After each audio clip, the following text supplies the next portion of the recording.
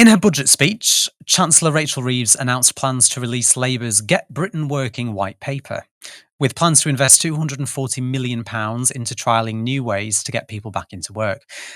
However, some of Labour's plans to get people working again involve, as was alluded to in the comments, going full steam ahead with the previous government's controversial plans to reform welfare and the way in which work capability assessments are carried out. On welfare, the published budget document reads, the government is reforming its approach to welfare, including setting a new welfare cap for 2029 to 30, with strengthened accountability to support spending control and ensure that welfare spending is sustainable in the medium term. Fraud and error in the welfare system costs the government almost £10 billion a year. The government is cracking down on this with a package of measures saving £4.3 billion in 2029 to 2030.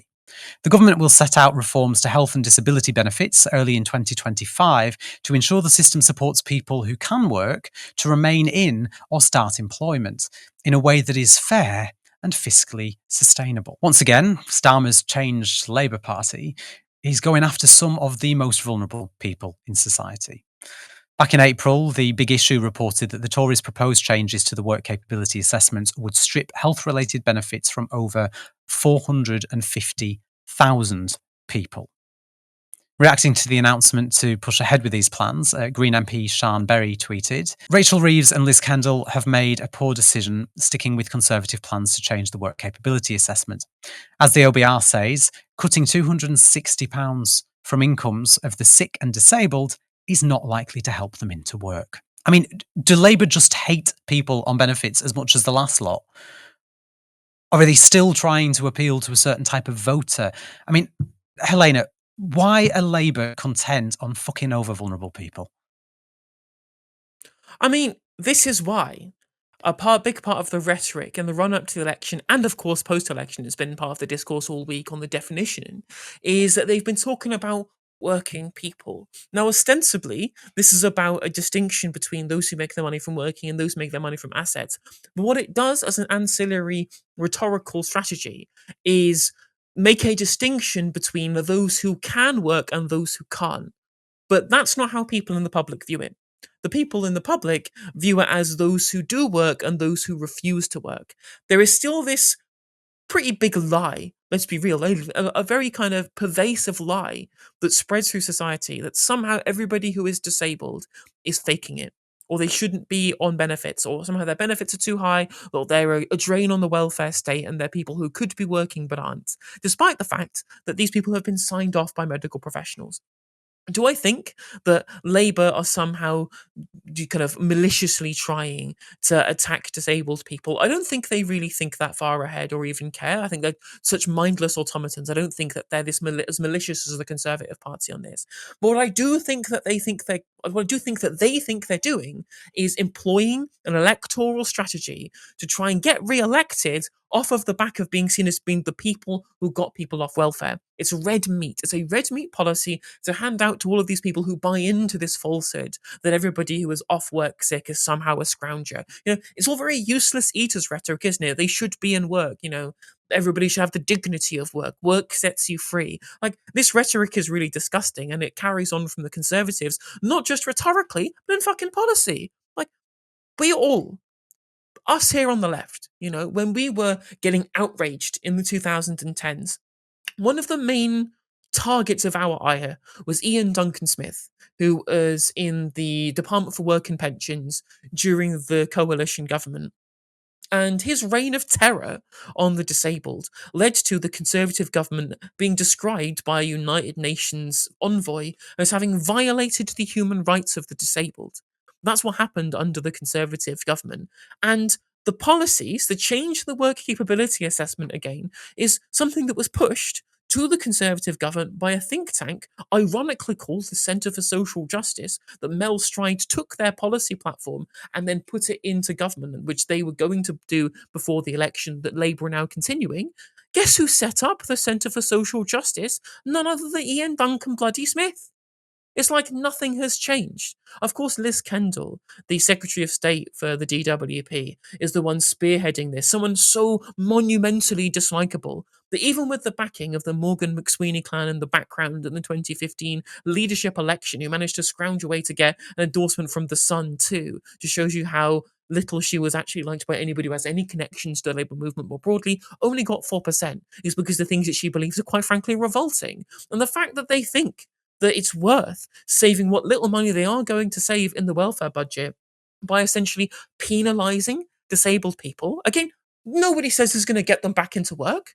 We cut loads of benefits from people, cut loads of welfare payments from the unemployed and the disabled during the coalition government. Does that decrease the number of people who are off with disability? No. You know what would decrease the amount of people who are off work with disability? Investment in the NHS. Now, Mhm. this is something that they have said they're going to do on a very kind of small scale, but to fix the foundations, quote unquote, as they say they want to do of the NHS and to get it back on its feet and fit for the future, the canards that they throw around when talking about NHS policy, it's going to require getting rid of all of the austerity, all of the privatization that's been hammered into the NHS, and get these people who are ill, who need help, who need medical treatment, whether it is therapy, whether it is physical treatment for their disability, or whatever it is to try and get them Mhm. back into work or get them fit to work.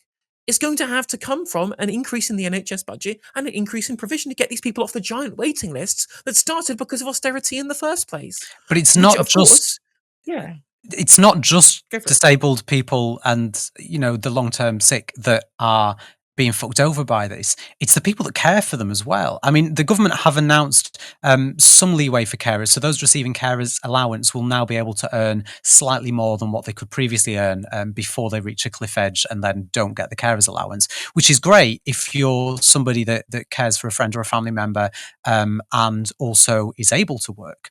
But there's nothing in this budget for those carers who are unable to work because they are caring full time. There's no help for them. So not only are they fucking over the people with disabilities, but the people that look after them and are unable to work because they are carers are also going to get no extra support as well.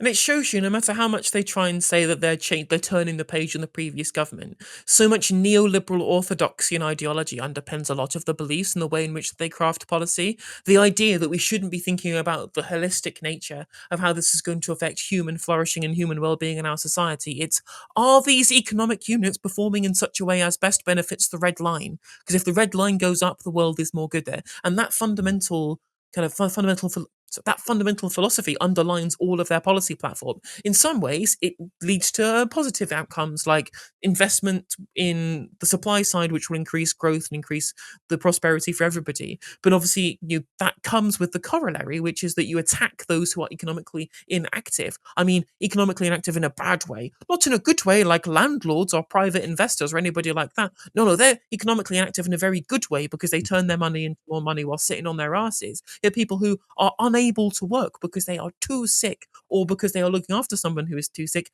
They're not accounted for. They don't matter. They're scroungers. They're not people who are relevant to our society because they're not quote unquote working people. It's pathetic. Yeah, completely agree. Now, before we finish, I want to talk about what was missing. We've touched on some of it already. While watching the budget today, I noticed no mention at all of the two-child benefit cap. Now, I'm not really surprised about that, given that the Labour Party suspended 7 of its MPs during the vote on the King's Speech after they voted on a motion to scrap the cap. But the excuse that Labour gave at the time, while acknowledging the huge impact scrapping the cap would have on child poverty and alleviating it, the reaction at the time was to say that they had other plans to tackle child poverty. And so scrapping the two-child benefit cap wasn't the solution. In fact, I'm sure I remember them saying at the time that there will be measures in the budget that would alleviate child poverty, and therefore there'd be no need at all to look at scrapping the two-child benefit cap. But here's the thing. I had a look through the documentation that came out today surrounding the autumn budget, and I want you to guess how many times the phrase child poverty appears in that documentation. Because the government estimate that 4.3 million children, that's 30% of children in the UK, are currently living in poverty. And in their autumn budget, the phrase child poverty appears a grand total of once. The government is helping low-income households on universal credit by allowing them to pay off their debts over a longer time frame and keep more of their UC each month.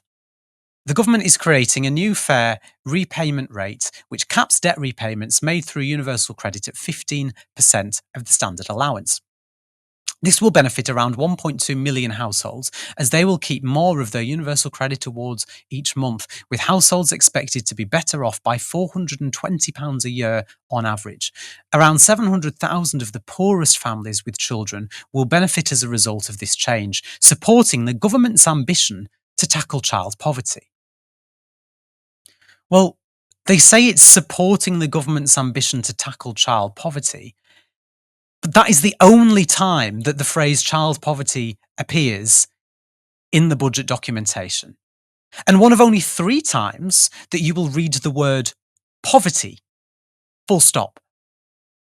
In a country where the rich continue to get richer, and where the government refuse to impose a wealth tax, while children living in poverty make up almost a third of all the children in the UK, and they mention it once in their flagship budget, can we really say that Starmer's Labour Party has our best interests at heart?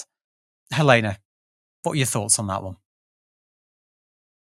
I mean, at the end of the day, this is a government that doesn't care about this stuff. Like, let's be real. They say, right, the response that you got as well when they said, oh, well, what about the 2-child benefit cap? Is they say, oh, no, well, we're going to have a child poverty task force.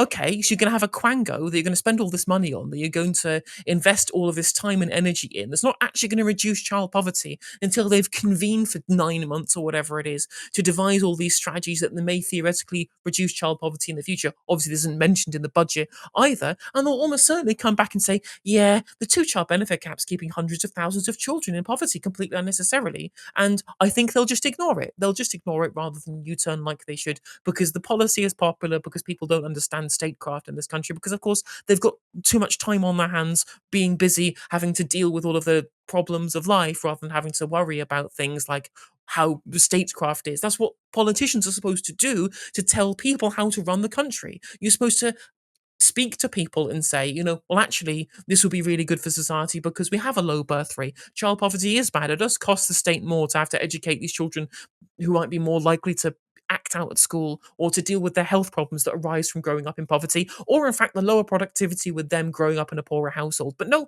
passing these messages is too hard. Let's just buy into the rhetoric that already exists. And on top of that, the only mention of child poverty, as you say, is about this change in how much debt that you have to repay. Oh, it's fine though. I know that you're laden with loads of debt, people on universal credit, some of those poorest people in the country. I know you're laden with debt. We're not going to alleviate you of the actual debt itself or increase your payments so it doesn't really matter that you're paying the debt back or you'll be able to pay the debt back quicker. No, we're just going to cap the rate at which you repay it. You'll still be burdened by it. You'll still be a cloud hanging over your head, but at the very least, you'll repay it slower. Will that actually broadly affect a lot of child poverty? I really do not think so. But again, the children in poverty, are they working people? I don't think so. So why should the Labour government care? Support independent media. Support social justice that's there on social media. Thank you. Turn left.